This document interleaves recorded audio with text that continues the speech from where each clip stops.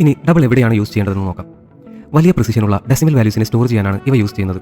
ഉദാഹരണത്തിന് financial calculations, scientific computations, currency exchange rates, weather forecasting, അങ്ങനെ ഒരുപാടുണ്ട്. ഇനി ഡബിളിന്റെ സിൻടാക്സ് നമുക്ക് നോക്കാം. Double space variable name equal to value then semicolon. Example double pi equal to 3.14 then semicolon. ഇനി നമുക്ക് ഇതൊന്ന് പ്രാക്ടീസ് ചെയ്ത് നോക്കാം. അതിനായി ഇന്റലിജെ ഓപ്പൺ ചെയ്യുക. ഇന്റലിജെ ഇൻസ്റ്റാൾ ചെയ്യാത്തവരും പ്രോജക്റ്റ് ക്രിയേറ്റ് ചെയ്യാത്തവരും ഡിസ്ക്രിപ്ഷനിലെ വീഡിയോ ലിങ്ക്സ് ഫോളോ ചെയ്തുകൊണ്ട് അവ സെറ്റപ്പ് ചെയ്യുക. എന്നിട്ട് ബാക്കി ഫോളോ ചെയ്യുക. നമ്മൾ പഴയ പ്രോജക്റ്റ് തന്നെയാണ് റീയൂസ് ചെയ്യുന്നത്. ആദ്യം SRC ഫോൾഡറിൽ ഒരു ക്ലാസ് ക്രിയേറ്റ് ചെയ്യാം. ഇതിനെ നമുക്ക് ഡബിൾ ഡെമോ എന്ന് നെയിം ചെയ്യാം. ഇനി മെയിൻ മെത്തേഡ് എഴുതാം.